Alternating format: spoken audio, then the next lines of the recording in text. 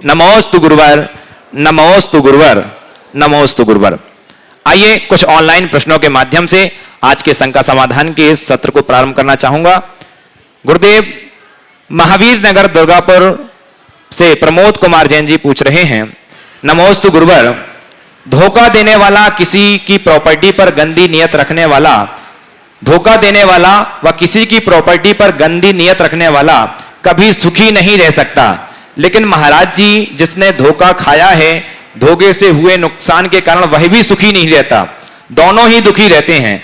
प्रश्न मेरा यह है कि जिसने धोखा खाया वह अपने दुख को शांत कैसे करे, कृपया समाधान कीजिए। बहुत अच्छा सवाल है।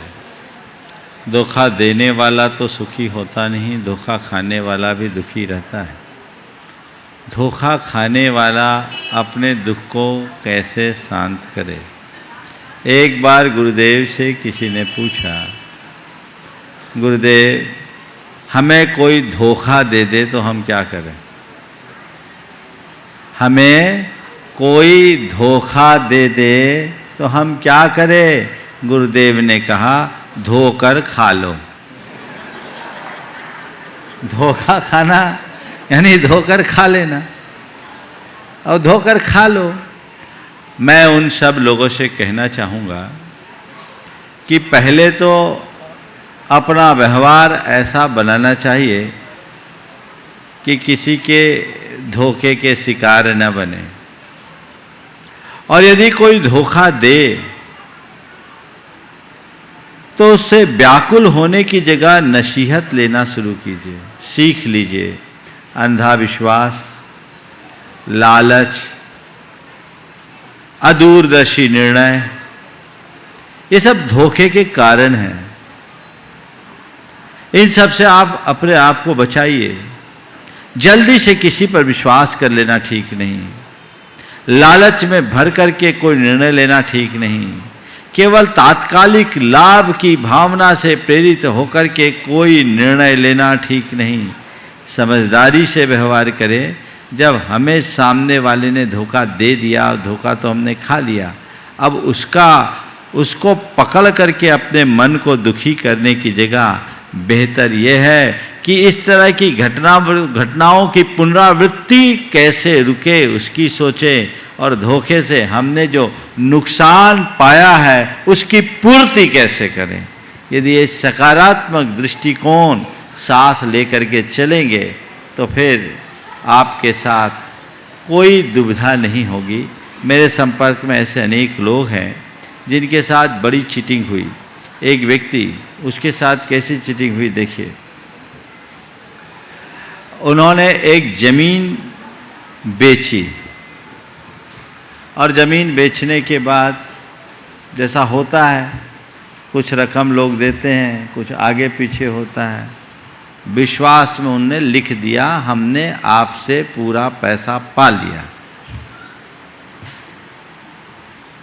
और उसके बाद सामने वाले ने कहा अब आप हमको क्लेम नहीं कर सकते, आपने सारा पैसा पा लिया। एक चीटिंग था।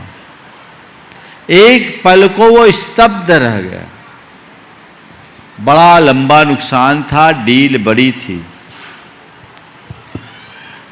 उसने अपने पिताजी से कहा। पिताजी ने एक ही बात कही कि बेटे ये नुकसान हुआ है, निश्चित हुआ है, पर आज तय कर लो कि आज के बाद व्यावसायिक लेन देन के संदर्भ में किसी पर जल्दी विश्वास नहीं करेंगे, सब चीज़ क्लियर करके ही काम करेंगे, तो ये नुकसान हमारा छोटा नुकसान होगा, आगे हम बड़े नुकसान से बच जाएंगे। सामने वाला उससे संभल गया। तो कभी कोई नुकसान पहुंचाए तो उसकी समीक्षा करे और दोबारा उसके कारणों की पुनरावृत्ति न होने दे। अमीनगर सराय बागपत से आंचल जैन जी पूछ रही हैं, गुरुवर नमोस्तु। महाराज श्री, किसी ने सच कहा है कि जीवन में दो व्यक्ति ही सफल होते हैं, एक वो जो सोचते हैं पर करते नहीं। जीवन में दो ही व्यक्ति असफल होते हैं, एक वो जो सोचते हैं पर करते नहीं, और दूसरे वो जो करते हैं पर सोचते नहीं। तो महाराज श्री, मेरी शंका यह है कि सफल होने के लिए हम क्या करें कि हम जो भी करें सोच समझकर करें, समाधान कीजिए गुरुवर। देखिए, आपके सवाल में ही उत्तर है। आपने दो तरह के लोगों को उपस्थित किया। कुछ हैं असफल होने वाले जो सोचते नहीं, सोचते हैं पर करते नहीं, और करते हैं वो सोचते नहीं। सफल वे होते हैं जो सोचते हैं वही करते हैं। बस इसी में हमारा मंत्र है। हम केवल सोच तक अपने आप को सीमित न रखें, सोच के साथ करने की स्थिति में जाएं, तभी हम यथार्थ सफलीभूत हो सकेंगे। अंतिम प्रश्न, उसके बाद मैं प्रत्यक्ष लूंगा। आकोला से संगीता जी गुणायतन ट्रस्टी पूछ रही हैं कि नमोस्तु गुरुदेव। गुरुदेव, कोयल स्वयं की बोली बोलती है और आजाद घूमती है, तोता दूसरों की बोली बोलता है और पिंजरे में कैद होकर गुलामी वाली जिंदगी जीता है। गुरुवर, प्रश्न यह है कि हम स्वयं की भाषा हिंदी को सर्वश्रेष्ठ क्यों नहीं मानते? हम अंग्रेजी बोलकर तोते की तरह गुलामी वाली जिंदगी जीना पसंद क्यों करते हैं? दरअसल बात कुल इतनी है कि देश भले आज़ाद हो गया, मानसिकता आज भी गुलाम है। और जिन्हें गुलाम बने रहने की आदत है, जिनकी मानसिकता गुलाम बनी हुई है, उनके साथ ऐसी ही स्थिति होती है। हम इस सच्चाई को समझें। भाषा जितनी अधिक हो सके सीखें। भाषा सीखने की चीज़ है। जब तक अवसर और अनुकूलता हो, अधिक से अधिक भाषा का ज्ञान रखना चाहिए। पर हमें दूसरी भाषा का प्रयोग तभी करना चाहिए जब हमारी मातृभाषा से काम न चले। जब हिंदी समझने वाले लोग हमारे सामने हैं, उनके समक्ष अंग्रेजी बोलकर अपनी विद्वत्ता का प्रदर्शन करना अपनी सांस्कृतिक निष्ठा के अभाव को दर्शाना है। अंग्रेजी का प्रयोग वहाँ करें जहाँ लोग हिंदी न समझते हों। पर विडंबना ये है कि आज अंग्रेजी बोलना लोगों ने अपनी शान बना ली है।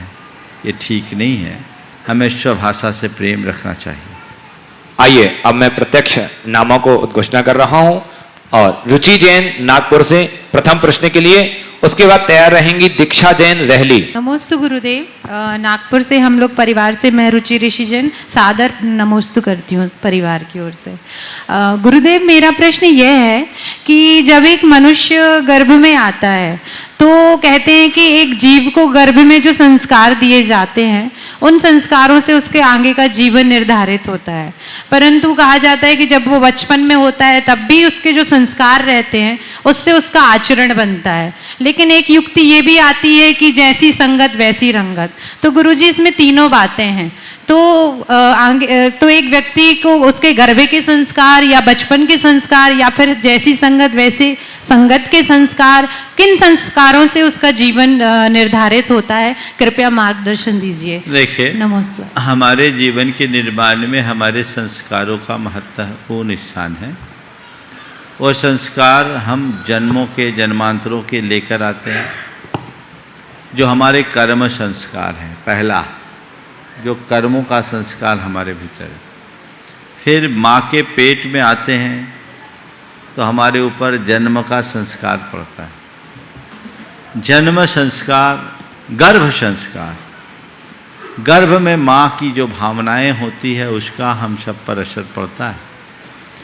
और गर्भ संस्कार के बाद जन्म होता है, तो जन्म के बाद गृह संस्कार, घर के संस्कार का हम पर असर पड़ता है। फिर घर के संस्कार के साथ जिस समाज में हम रहते हैं, जैसे मेजॉरिटी में रहते हैं, जैसे आपने अभी संगति शब्द की से अभी प्रकट किया, वो है समाज संस्कार, उसका असर हम पर होता है। और इन सब के साथ है धर्म संस्कार। समझ गए? तो कर्म संस्कार, गर्भ संस्कार, गृह संस्कार, समाज संस्कार, तब कहीं जाकर धर्म संस्कार होता है। तो इन सब में संस्कारों का महत्वपूर्ण स्थान है।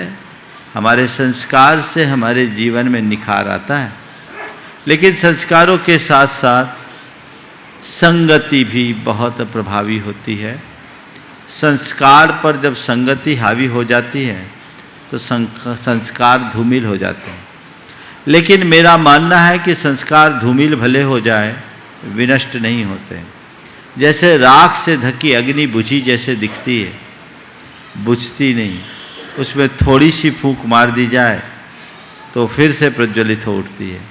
ऐसे ही यदि किसी पर अच्छे संस्कार पड़ें और संगति का शिकार होकर वो भटक जाए, निमित्त पड़ते ही उसके संस्कार पुनर्जागृत होने में वक्त नहीं लगता, वो वापस अपनी स्थिति में आ जाता है और अपने जीवन का उत्थान कर सकता है। रहली दीक्षा जैन रहली से, उसके बाद तैयार रहेंगे पहाड़ी सागर से सत्येंद्र सागर जैन। महाराज श्री मेरे और मेरे पूरे परिवार की तरफ से नमोस्तु। महाराज श्री मेरा प्रश्न यह है कि स्वयं को समझना बहुत कठिन है, परंतु मनुष्य पूरा जीवन दूसरों को समझने में बिता देता है। पर मेरा मानना यह है कि जब हम स्वयं को ही नहीं समझते तो हम दूसरों को कैसे समझें। जैसे कि हमारे भगवान ने स्वयं को समझा तब वो दूसरे को समझ पाए, जान पाए। तो हम क्या करें जिससे हम स्वयं को समझ पाएं, जिससे हम दूसरों को समझ पाएं, मार्गदर्शन करिए। दूसरों को समझाने की कोशिश में वही अपनी शक्ति खपाता है जो स्वयं को नहीं समझता। जिस दिन स्वयं को समझ लोगे ना तो दूसरा सामने ही नहीं रहे। तो महाराज श्री हम स्वयं को कैसे समझें? बस स्वयं को समझने के लिए किसी दूसरे से सवाल मत करो, खुद से सवाल करो कि मैं कौन हूँ और मेरा क्या है, अपने आप समझ में आ जाए। नमस्ते। सत्येंद्र सागर जैन पहाड़ी सागर से, उसके बाद तैयार रहेंगे अक्षय जैन आरोन। नमोस्तु महाराज जी, पहाड़ी निवार वालों की तरफ से सभी से नमोस्तु महाराज जी। महाराज जी मेरा क्वेश्चन है, पत्थर में भगवान है यह समझने में धर्म सफल रहा, पर इंसान में इंसान है यह समझाने में धर्म आज भी असफल है। जाति धर्म पैसा के नाम पर सब लड़ते हैं। पत्थर में भगवान है समझाने में धर्म सफल रहा, पर इंसान में इंसान है यह समझाने में आज तक धर्म सफल नहीं रह पाया। बात बिल्कुल सही, इसकी वजह है पत्थर में भगवान को समझाने में सफलता इसलिए मिल गई कि पत्थर को जो भी कहा जाए वो चुपचाप सुन लेता है, कुछ बोलता नहीं। पर इंसान की प्रतिक्रिया कुछ दूसरी है, या तो वो सुन करके निकाल देता है या सुन करके कोई अपनी प्रतिक्रिया करता है। वस्तुतः अगर इंसान भी जो धर्म का पाठ उसे समझाया जाए उसे अच्छे से सुनकर हृदयंगम कर ले तो इंसान तो बहुत छोटी सी बात है, वो भगवान बन सकता है। नमोस्तु महाराज जी, नमोस्तु महाराज। और ये भी देखने और समझने की बात है कि जितने भी भगवान बने वो इंसान से ही बने। जी जरूरत है स्वरूप को पहचानने की और उसकी अभिव्यक्ति के प्रयत्न की। नमोस्तु महाराज जी। अक्षय जैन आरोन से, उसके बाद तैयार रहेंगे समर्थ जैन आरोन। गुरुदेव के चरणों में त्रैवार नमोस्तु नमोस्तु नमोस्तु। गुरुदेव, हम मंदिर में जाते हैं, भीतराग प्रभु के दर्शन करते हैं और कहा जाता है कि हमारे भगवान किसी को कुछ नहीं देते हैं, और एक और कहा जाता है कि जिसके पास जो होता है वो वही देता है। गुरुदेव, हमारे वितरागी भगवान हैं जो हमें कुछ नहीं देते हैं, लेकिन हम संसारी प्राणी हैं, हमेशा इसी इच्छा के साथ मंदिर में जाते हैं, हमारा धन वैभव बढ़े, हमारा यश बढ़े, हमारी प्रसिद्धि बढ़े, तो इन चीज़ों के लेकर मंदिर में जाते हैं, जबकि भगवान हमें वो कुछ नहीं देते हैं। गुरुदेव, मेरा प्रश्न ये है कि हमें क्या इन भावों के साथ मंदिर नहीं जाना चाहिए? यदि हमारे भाव से ये सब प्राप्त करने के हैं तो हमें कहाँ जाना चाहिए? नमोस्तु गुरुदेव। आपके सवाल का दो पक्ष है। पहला तो ये कि भगवान हमें कुछ देते नहीं तो हम भगवान के पास जाएं क्यों, है ना? इसका उत्तर मैं देता हूं, भगवान भले हमें कुछ देते नहीं, पर भगवान से हमें वह सब कुछ मिलता है जो संसार में कहीं नहीं मिलता। मैं आपसे पूछता हूं, पेड़ छाया देते हैं या पेड़ के नीचे हमें छाया मिलती है? बोलो, माइक है ना तुम्हारे? नीचे हमें छाया, पेड़ के नीचे। पेड़ देते हैं कि पेड़ के नीचे छाया मिलती है? पेड़ देते हैं। पेड़ के नीचे छाया मिलती है। पेड़ के नीचे जाओ, अपने आप छाया मिलेगी। पेड़ देता नहीं, मिलती है, सत्य है। हाँ, लेकिन कुछ ऐसे लोग होते हैं जो पेड़ के नीचे जाकर उससे छाया मांगते हैं, हे पेड़ मुझे छाया दे दो। उसके लिए हम क्या कहेंगे?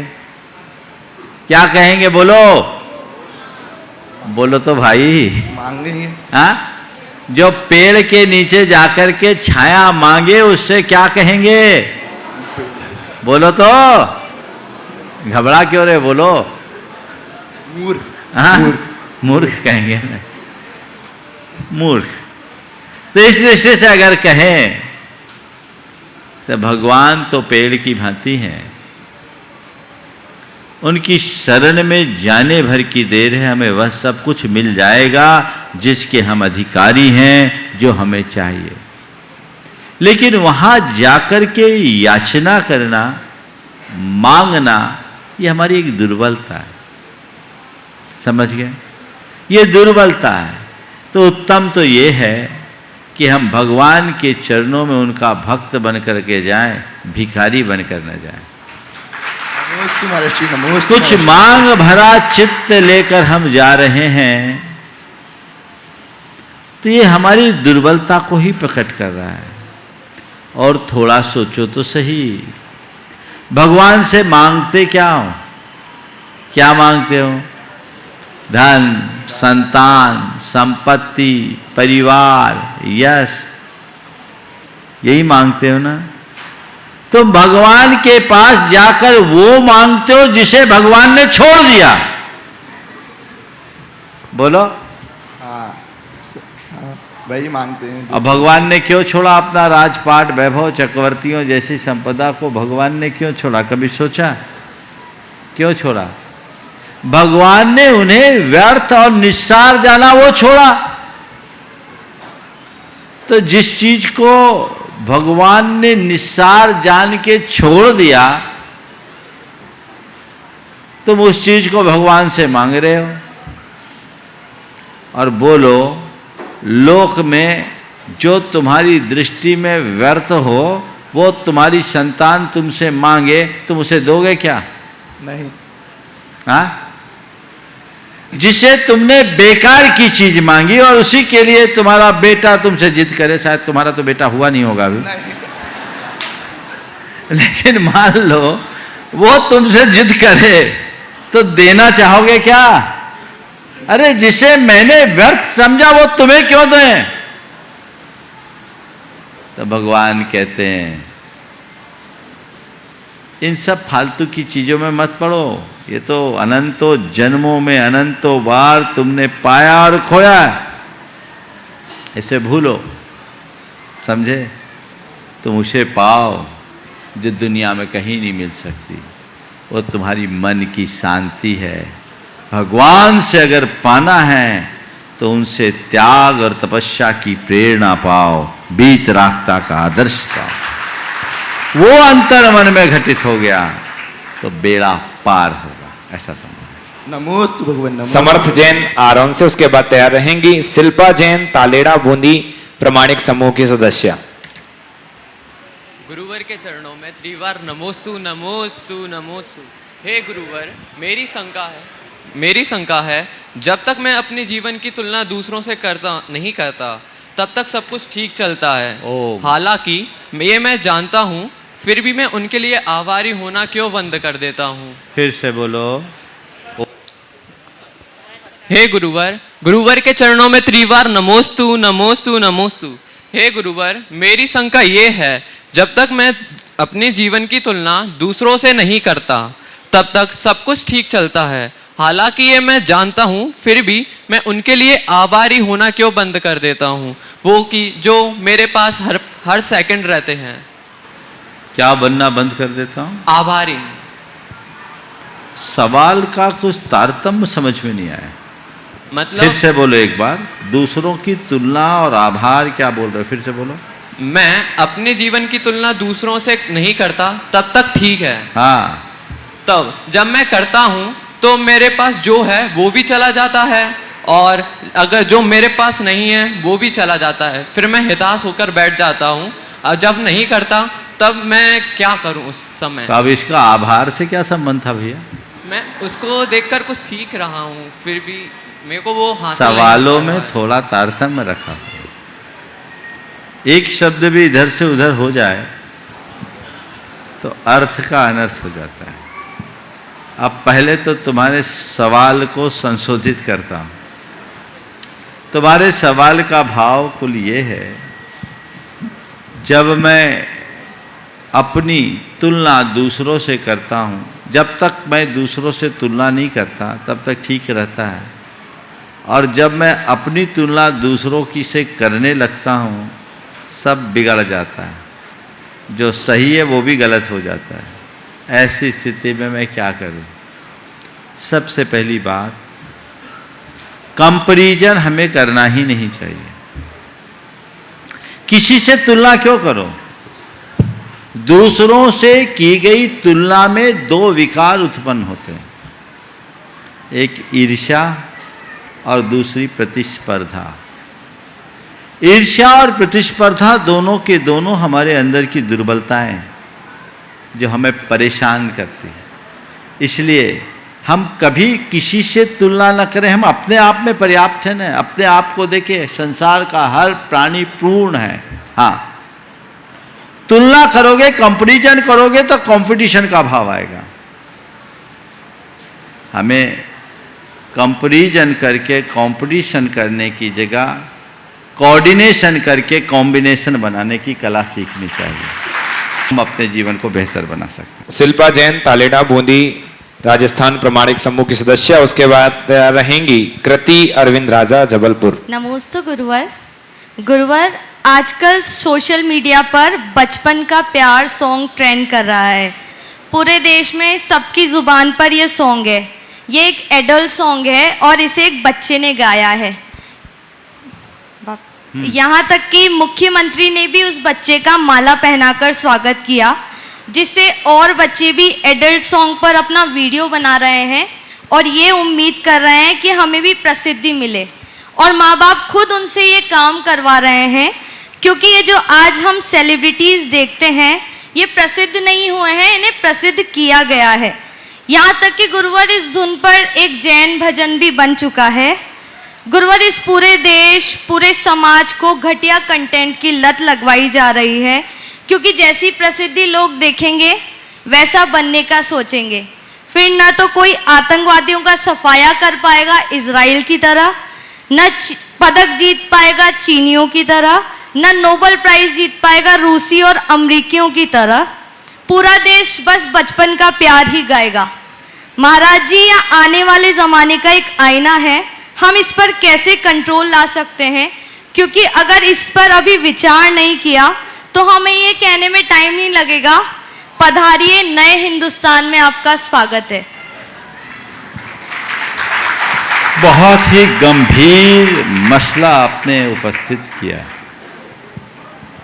मुझे नहीं मालूम ये सब क्या चल रहा है, क्योंकि मुझे सोशल मीडिया का कोई अता पता है नहीं।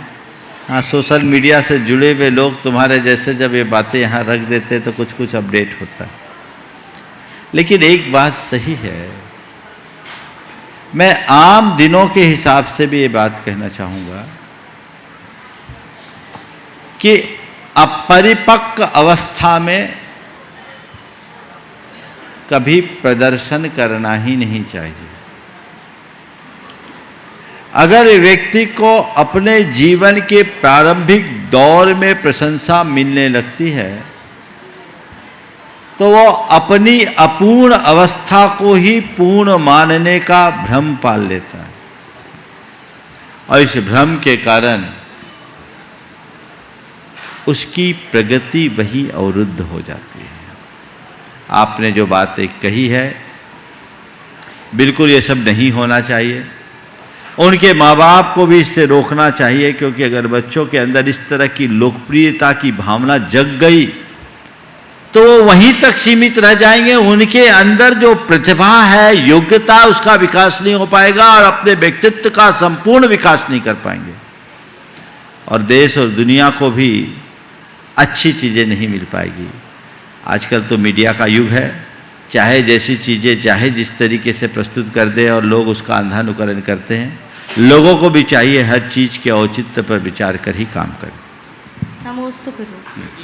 हेलो, कृति अरविंद राजा जबलपुर से, उसके बाद तैयार रहेंगी श्रीमती किरण जी काला, धर्मपत्नी गुणायतन यशस्वी अध्यक्ष श्री विनोद जी काला। गुरुवर के चरणों में त्रिवार नमोस्तु नमोस्तु मुनु। गुरुवर, रिश्ते कांच की तरह क्यों होते हैं जिसमें दरार के बाद फिर जोड़ा नहीं जा सकता, जबकि गुरुवर अगर रिश्ते चिकनी मिट्टी की तरह होते तो दरार के बाद भी प्रेम और अपनेपन के प्रभाव से उन्हें फिर से वैसे का वैसा बनाया जा सकता था। गुरुवर, हम ऐसा क्या करें कि रिश्ते कांच की तरह ना होकर चिकनी मिट्टी की तरह बन सके? बहुत अच्छी बात। रिश्ते कांच की तरह क्यों हैं? जिससे कि वो दरार पाकर पुनः एक न हो। चिकनी मिट्टी की तरह क्यों नहीं है कि जिन्हें हम फिर से एक कर सके। मैं ये कहूँगा, रिश्ते कांच की तरह हैं ही इसीलिए कि आप अपने रिश्तों के प्रति गंभीर रहो। कोई मिट्टी की चीज़ हो और ऐसी चीज़ जिसे आप बहुत आसानी से दोबारा पुरानी स्थिति में ला सको, उसके प्रति लोग लापरवाह हो जाते हैं। लेकिन कोई कांच की चीज़ हो तो उसके प्रति हम गंभीर रहते हैं, क्योंकि ये चीज़ हाथ से छूटते ही चकनाचूर हो जाएगी, ये बच नहीं पाएगी। तो हमें गंभीरता से उसका इस्तेमाल करना सीखना है, तो हम उसके प्रति गंभीर हो जाएं। इसलिए रिश्ते कांच के हैं। कोशिश करो रिश्ते को अपना संभालो, इस तरीके से संभालो कि वो कभी टूटने ना पाए। और हाँ, कांच के होने में एक फायदा है, उसमें मिट्टी का भी गुण है। कांच में मिट्टी का भी गुण है। कदाचित रिश्ते किसी के कांच किसी वजह से टूट जाए, घबराओ मत, फिर से उसे आंच दो, गला लो और फिर उसे नया आकार दे दो, चाहे जैसा कर सकते हो। रिश्ते कांच फूटता कब है?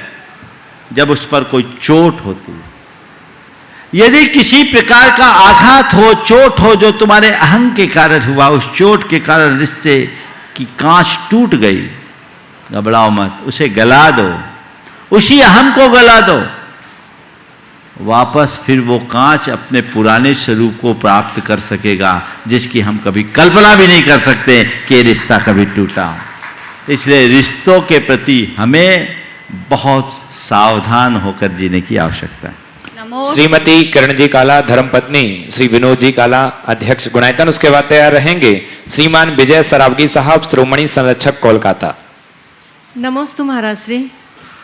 महाराज श्री, हमारे अपने जैन धर्म में तप और त्याग का बहुत बड़ा महत्व बताया गया है, और किसी भी दृष्टि से ये पूजा स्वाध्याय से कम नहीं माना गया, तीर्थ यात्रा या जो भी है। और अपने जो कषायों का शमन करना है, इसका भी बहुत बड़ा महत्व है, जो कि हमें हमारे मोक्ष मार्ग को प्रशस्त करता है। पर हमें पूजा स्वाध्याय इनमें तो बहुत इंटरेस्टेड हम लोग सब रहते हैं, पर ये जो तप त्याग है और अपने कषायों का थोड़ा शमन करना या उस पर कंट्रोल करना, इस पर अक्सर हम सबका ही ध्यान बहुत कम जाता है। तो हमें ऐसा क्या करना चाहिए, या ऐसी क्या गुरुओं से शिक्षा या अपने मन में ऐसा क्या उतारना चाहिए ताकि हम सही मोक्ष मार्ग को प्रशस्त कर सकें? बात बिल्कुल सही है कि बाकी उपासना में मन बड़े आसानी से लगता है, पर साधना में मन लगाने के लिए बहुत हिम्मत जुटानी पड़ती है। बात सीधी है, नाव पर सवार होकर नदी में चलने में आसानी लगती है, बाहुओं के बल पर नदी को पार करना थोड़ा कठिन लगता है। साधना का मार्ग ऐसा है, व्रत, उपवास, त्याग, तपस्या साधना है, और उस साधना के लिए एक लंबे अभ्यास की जरूरत है। जिनका अभ्यास अच्छा हो जाता वो करते हैं, इसलिए हताश नहीं होना चाहिए, भावना रखनी चाहिए। हम अन्य पूजा स्वाध्याय आदि जितने भी धार्मिक उपासना के कार्य करते करें, लेकिन एक भाव मन में जगा के रखें कि हमें इससे आगे बढ़ना है, और शक्ति के अनुरूप अगर हम थोड़ा थोड़ा भी करने लगें तो हमारा उत्साह भी जागृत होता है, रुचि भी बढ़ती है और उसके परिणाम स्वरूप हमारी सामर्थ्य भी विकसित होती है। नमोस्तु महाराज। जी विजय सरावगी साहब श्रोमणी संरक्षक कोलकाता से, उसके बाद तैयार रहेंगे अजित जैन जी बेंगलोर आर्किटेक्ट गुणाइतन। उसके बाद अजय कीर्ति। नमोस्तु गुरुदेव। गुरुदेव कहते हैं कि डेस्टिनी फिक्स्ड है। फिर से बोलो। कहते हैं कि डेस्टिनी फिक्स्ड है और ऐसा भी कहते हैं कि मनुष्य का भाग्य उसके हाथ में है। तो ये परस्पर विरोधी बात लगती है गुरुदेव। दूसरी तरफ मैं जानना चाहता हूँ कि क्या डेस्टिनी को कर्मों के माध्यम से बदला जा सकता है, यदि हाँ तो कैसे? देखिए, आपने बहुत अच्छा सवाल किया है। डेस्टिनी फिक्स है और मनुष्य का भाग उसके हाथों में है। क्या हम अपनी डेस्टिनी को अपने पुरुषार्थ के बल पर बदल सकते हैं? इसे थोड़ा गहराई से समझिए। आज की युवा पीढ़ी को इस तरह की बातें बड़ी भ्रमित कर रही। कोई डेस्टिनी फिक्स नहीं है। हमारा दर्शन कहता है कारण कमानु कम विधायित्वात् कार्य कमानु कमस्य। किसी भी कार्य का कमानुक्रम कारण के कमानुक्रम पर निर्भर करता है। मैं कहां पहुंचूंगा ये मेरा भवितव्य तय नहीं करेगा। जिस गाड़ी पर मैं सवार होऊंगा मैं वहीं पहुंचूंगा, ये मेरा पुरुषार्थ तय करेगा। इसलिए हमें अपने आत्म पुरुषार्थ पर विश्वास रखकर चलना चाहिए। एक कार्य की उत्पत्ति में अनेक कारण होते हैं। उसमें हमारा कर्म है, पुरुषार्थ है, दैव है, भवितव्यता है, निमित्त है, ये सारे संयोग है। और ये सब संयोग जब मिलते हैं तब कार्य होता है। लेकिन इनमें हमारे पुरुषार्थ का हिस्सा बड़ा होता है। इसलिए हम अपने पुरुषार्थ के बल पर अपने जीवन में बड़ा बदलाव घटित कर सकते हैं और हमें वो प्रयास करना चाहिए। नमस्ते गुरुदेव। अजित जैन बेंगलोर आर्किटेक्ट गुणाइतन, उसके बाद तैयार रहेंगे अजित कीर्ति जैन भोपाल गुणाइतन ट्रस्टी। नमस्ते महाराज। महाराज मेरा कोई सवाल नहीं है। हाँ, बहुत सुंदर। एक बार इनके लिए करतल ध्वनि से सम्मान कर दीजिए। ये गुणायतन के खड़े हो अजित, थोड़ा सा खड़े हो जाओ, परिचय हो जाए।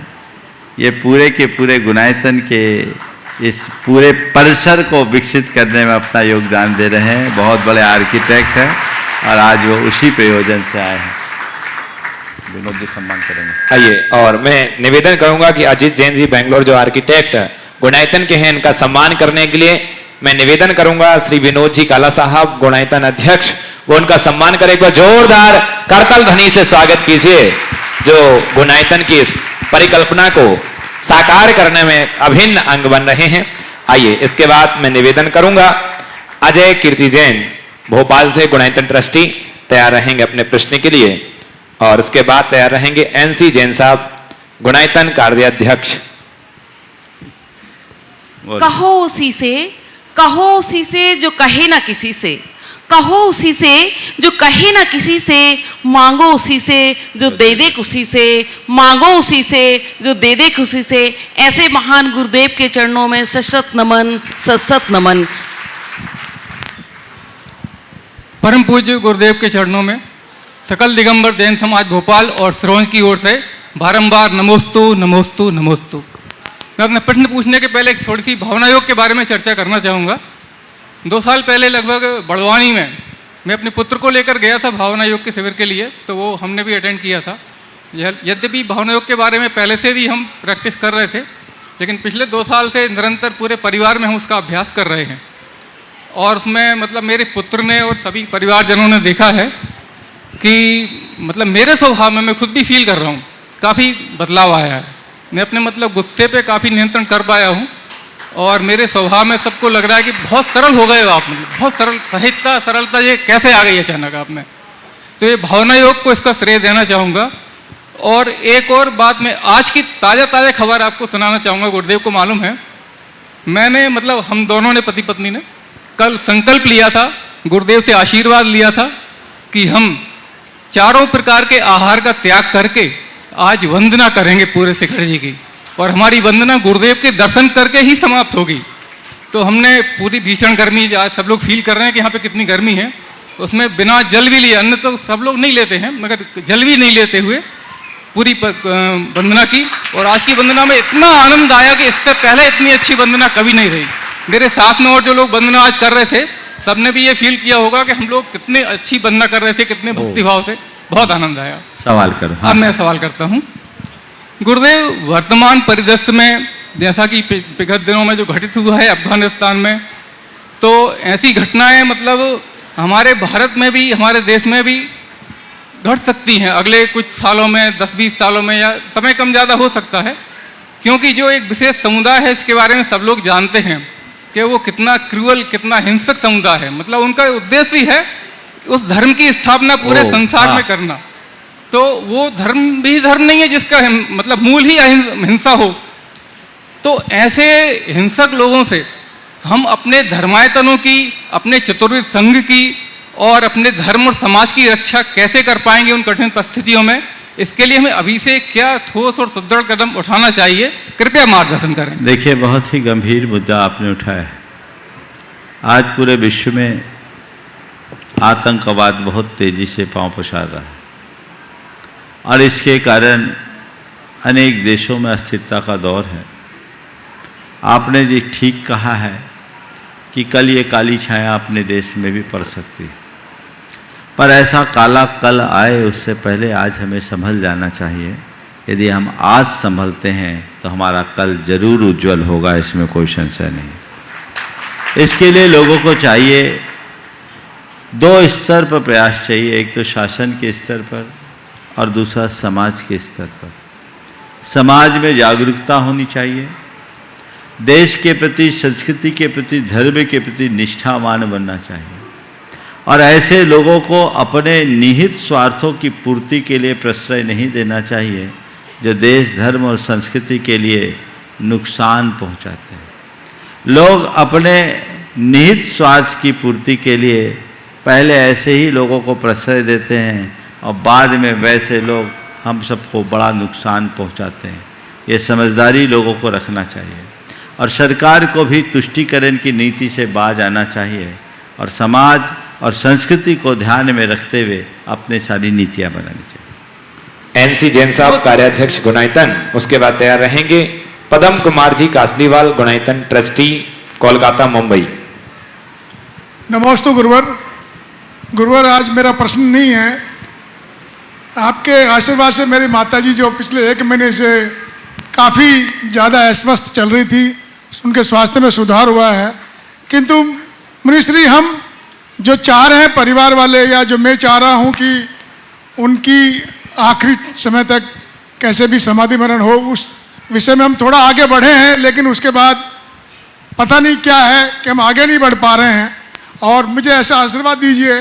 पहली बार तो मुझे ऐसा मौका मिला है, 40 साल के बाद में पहली बार अपने गांव में जाके 1 महीना माताजी की सेवा करी है। मैंने पिछले 40 साल से कभी गांव में 1 महीना नहीं रहा। तो ऐसा आशीर्वाद दे मुनिश्री के उनका अंत समय जो भी हो बिल्कुल सुखदायी हो और हम कोशिश करें कि उनका समाधि मरण हो सके। देखिए, बहुत अच्छी बात है, आपने अपनी माताजी की सेवा करते हुए जो मातृभक्ति का परिचय दिया वो अनुकरणीय है और सभी को ऐसा करना चाहिए। और माँ बाप की सेवा तो हर कोई करते हैं, पर माँ बाप के उद्धार की भावना को बिरला करता है। मुझे बहुत प्रसन्नता है कि आपके अंदर न केवल भावना है, अपितु आप उसके लिए प्रयासरत भी हो कि हमारी माँ जी की समाधि हो। देखिए, मैं एक बात आप सबसे कहता हूँ, घर के वातावरण में समाधि बहुत कठिन होती है, क्योंकि घर में सब मोह का वातावरण रखते हैं और यदि थोड़ा बहुत आप कुछ करें भी तो दूसरे कहेंगे मार दिया। ये लोग दिखावा की बात अलग है। इसलिए मैं आप सबसे ये कहता हूँ कि आप चाहते हो कि हमें समाधि से इस दुनिया से जाना है तो समय से पहले घर से बाहर निकल जाना, तभी समाधि होगी। घर में समाधि हो ही नहीं सकती। आप अपनी बात तो छोड़ दो, हम मुनियों के लिए, आचार्यों के लिए कहा गया है कि अगर तुम्हें अपना उद्धार करना है तो संग को त्याग देना। और वहाँ तो इतनी कड़ी बात कही है जिसे सुनकर आप भी ताज्जुब करेंगे। मूलाचार्य में लिखा, वरम गण प्रवेशादो विवाहस्य प्रवेशनम विवाहे राग उत्पत्ति गणो दोषान मागरो। अपने संग में रहकर समाधि करने से अच्छा तो विवाह कर लेना है। विवाह में तो केवल राग होगा, संग तो दोषों का आगर है। आप सोचो, जब संग को भी मोह वृद्धि का कारण माना जा सकता है तो घर परिवार की स्थिति क्या है। इसलिए पहले से अपनी मनोदशा आप सब बना के रखें, अपने जीवन के क्रम को इस तरीके से निर्धारित करें ताकि आप समय पर अपना सारा काम कर सकें। दूसरी बात, यदि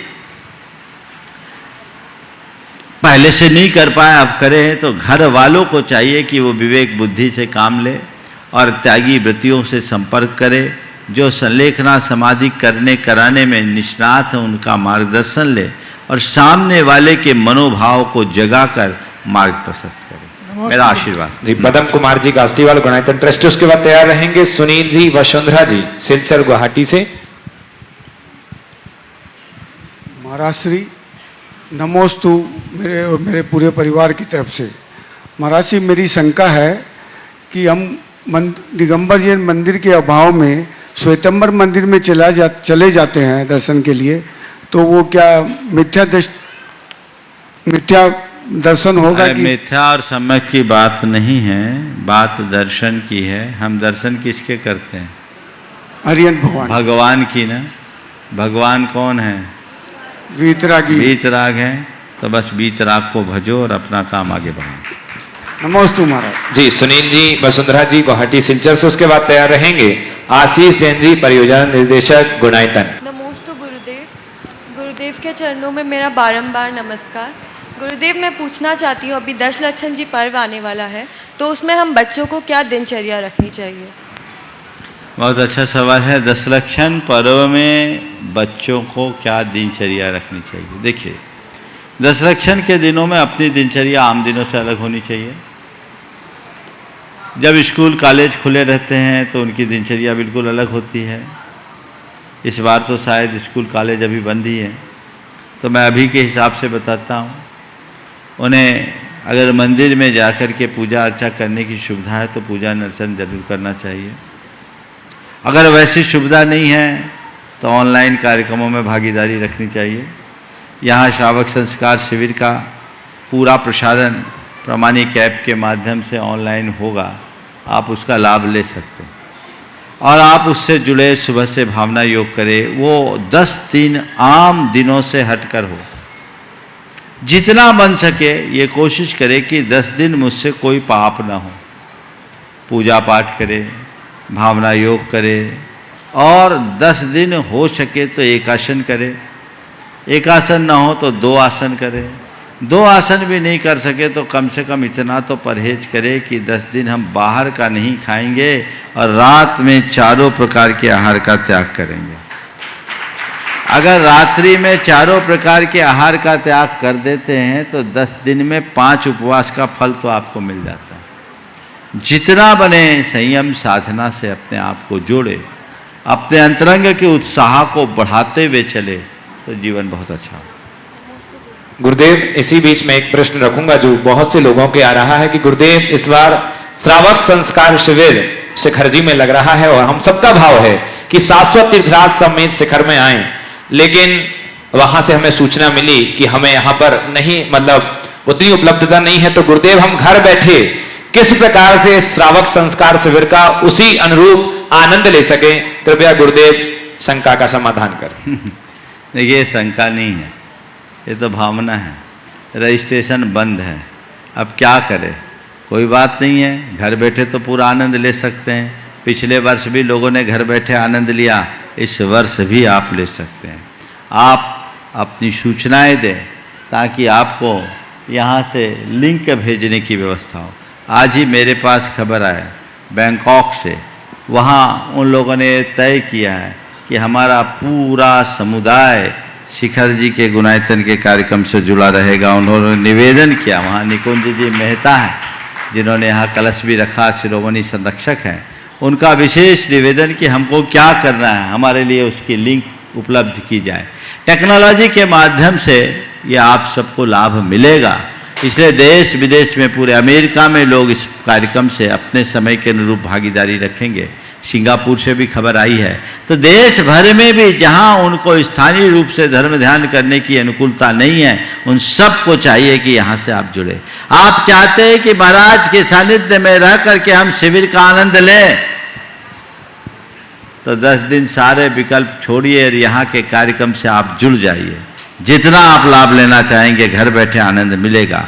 आप रोज प्रवचन आदि का लाभ लेते ही हैं। 10 लक्षण में आपको विशेष लाभ लेने का अवसर मिलेगा। उसका पूरा टाइम टेबल आपको कल बता दिया जाएगा, कल या परसों, लेकिन उसमें आपको अपनी भागीदारी अभी से सुनिश्चित करनी होगी। हाँ, आशीष जैन जी, परियोजना निदेशक गुणायतन, उसके बाद हमारे बीच में अपनी बात रखेंगे गुणायतन यशस्वी अध्यक्ष विनोद जी काला साहब, जल्दी से। हाँ, महाराज जी के चरणों में मेरा और परिवार और सिलचर समाज की तरफ से बार बार नमस्कार। महाराज जी, मेरा सवाल है मृत्यु योग के बारे में। किसी मृतक की अचानक मृत्यु हो जाती है तो बोलते हैं उसका मृत्यु योग था। किसी दुर्घटना में अगर सैकड़ों लोग एक साथ मर जाते हैं या मृत्यु हो जाती है तो वो भी क्या मृत्यु योग होता है? मृत्यु योग? अरे मरने के योग का नाम मृत्यु योग, अलग से कोई मृत्यु योग नहीं होता। मर गया उस योग का नाम मृत्यु योग, कुछ भी बना। इसमें क्षेत्र, समय और काल का भी कोई महत्व होता है? देखो, इन सब चीज़ों में पढ़ोगे ना तो बड़ा विचित्र हाल होगा। मैं एक अनुभव बताता हूँ।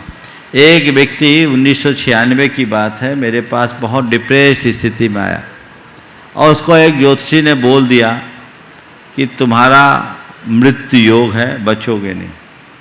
उसने आकर के मुझसे कहा कि महाराज जी, महामृत्युंजय मंत्र क्या होता है, जरा बता दीजिए। मैं क्या हो गया? बोले एक पंडित ने हमको ऐसा ऐसा बता दिया है कि मृत्यु योग है, बचोगे नहीं, तुम महामृत्युंजय मंत्र का जाप करो। बोले महामृत्युंजय के लिए तो एक ही उपाय, मुनि बन जा, महामृत्युंजय हो जाएगा, और कोई उपाय नहीं। नहीं महाराज, ऐसा तो नहीं है, क्या करें, आप कुछ उपाय बताइए। हमने कहा ध्यान रखना, दुनिया के जितने भी योग हैं, मृत्यु से कोई किसी को बचा नहीं सकता, पर एक बात ध्यान रखो, जब तक तुम्हारी आयु है तुमको कोई हिला नहीं सकता, और आयु पूरी होने के बाद कोई जिला नहीं सकता। आयु है, कोई नहीं हिलाएगा, तुम्हें कुछ घबराने की जरूरत नहीं। इस सब पंडितों की बातों पर भरोसा मत करो। तुम तो नमोकार मंत्र की आराधना करो, भगवान की भक्ति करो, और भगवान से एक ही प्रार्थना करो, भगवान मैं कल मरूं चाहे आज, आपका नाम जपते हुए मरूं, तन मरेगा, मेरी आत्मा का कुछ नहीं। मैंने उन्हें अपने तरीके से मोटिवेट किया, उनके मन में थोड़ी उमंग जगी। 1996 और 2021 25 साल हो गए, आज भी सलामत। तो इन सब चीज़ों से मत देखो। मृत्यु योग तो सबके साथ है, जिस दिन हमने जन्म लिया उसी दिन मृत्यु निश्चित है। किस मृत्यु योग की बात करते हो? ज़्यादा इन पंडितों के चक्कर में रहोगे, परेशानी होगी। एक बात ध्यान रखना, मणि मंत्र तंत्र बहु होई, मरते न बचावे कोई, इसलिए इस पर ध्यान रखें। जी, आशीष जी, परियोजना निदेशक गुणायतन, उसके बाद हम अपने बीच आएंगे विनोद जी काला साहब, जो अपनी बात रखेंगे। नमोस्तु महाराज, मेरे परिवार की तरफ से आपके चरणों में बार बार नमोस्तु। महाराज श्री, ये प्रश्न मेरे पिताजी की तरफ से है। धर्म हमें केवल रास्ता दिखाता है, लेकिन मंजिल तक तो कर्म ही पहुंचाता है, इसकी व्याख्या महाराज। धर्म हमें केवल रास्ता दिखाता है, मंजिल तक तो हमें कर्म ही पहुंचाता है। मैं आपसे कहता हूँ, क्या मंजिल पर पहुंचने का प्रयत्न करना धर्म नहीं है? जैसे आप कर्म कहते हैं, हमारी दृष्टि में वो भी धर्म है। बस कुकर्म से बचना ही सबसे बड़ा धर्म है, और उसी अनुरूप अपने जीवन के क्रम को आगे बढ़ाना। आइए, आदरणीय यशस्वी अध्यक्ष गुणायतन के श्री विनोद जी काला साहब।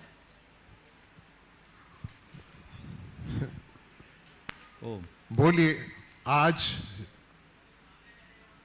सामने आ जाए, सामने यहाँ आ जाए महाराज जी के पास। महाराज जी के पास आने से एनर्जी लेवल बढ़ जाता है, जोश ज्यादा आ जाता है, और जोश आने से सब कार्य पूरे हो जाते हैं। तो एक बार जोश ले लेते हैं सब कोई सब। बोलिए संत शिरोमणि आचार्य श्री विद्यासागर जी महाराज की। कहा जोर ही नहीं है, जोर जोर जोर जोश। संत शिरोमणि आचार्य श्री विद्यासागर जी महाराज की। परम पूज्य मुनि श्री प्रमाण सागर जी महाराज की। परम पूज्य मुनि श्री आर्य सागर जी महाराज की। समस्त आचार्य संघ की। भाइयों बहनों माताओं, आज शंका समाधान के रंगारंगी कार्यक्रम जुड़िए और जोड़िए में आप सबका स्वागत है, स्वागत है, स्वागत है। जुड़िए और जोड़िए, जुड़िए। महर्षि ने कहा जुड़िए जुड़िए जुड़िए। अभी कहा ना, कहा थोड़ी देर पहले, आपने पकड़ी बात, मैंने पकड़ ली, मैंने पकड़ ली। जुड़िए जुड़िए जुड़िए। किससे जुड़िए? गुणायतन से जुड़िए। किससे जुड़िए? किससे जुड़िए? अरे जोरों से तो बोलो, किससे जुड़िए? किसको जोड़िए? सबको जोड़िए, सबको जोड़िए, सबको जोड़िए। भाई साहब, मैं आज के दिन जोड़ना चाहूंगा हमारे युवा वर्ग को, युवा वर्ग को, युवा वर्ग को, युवा वर्ग को। कारण समय कम है, घड़ी चल रही है और युवा वर्ग को हमें खींचना है, इसलिए आगे की बात मैं कल बताऊंगा, आज समय नहीं है। पर आपसे इतना ही कहता हूं, युवा वर्ग जागो जागो जागो। किससे जागो? ऐसा समय नहीं मिलने वाला है। किससे जुड़ना है? गुणायतन से जुड़ना है। क्यों जुड़ना है? इससे अच्छी चीज कोई है ही नहीं दुनिया में। यहां जो बनने वाला है, इससे अच्छा कुछ बनने वाला है ही नहीं। यह शाश्वत तीर्थराज है। यहां का कण कण, रथ रज, रज रज केवल पुण्य है, पुण्य है, पुण्य है। कहां से जुड़ना चाहिए? जहां दम है, जहां भला होना है, जहां कल्याण होना है। किससे जुड़ोगे? गुणायतन से। जोरों से बोलो ना प्लीज। किससे जुड़ोगे? किससे जुड़ोगे? किससे जुड़ोगे? तो आज के रंगारंगी कार्यक्रम जुड़िए और जोड़िए में आपका स्वागत था। अब धन्यवाद, धन्यवाद, धन्यवाद। जय जिनेन्द्र। इस प्रकार आज के इस सत्र को परम पूज्य गुरुदेव के चरणों में नमन अर्पित करते हुए मैं यहीं पर विराम दे रहा हूं। बोलिए परम पूज्य आचार्य गुरुवर श्री विद्यासागर जी महाराज।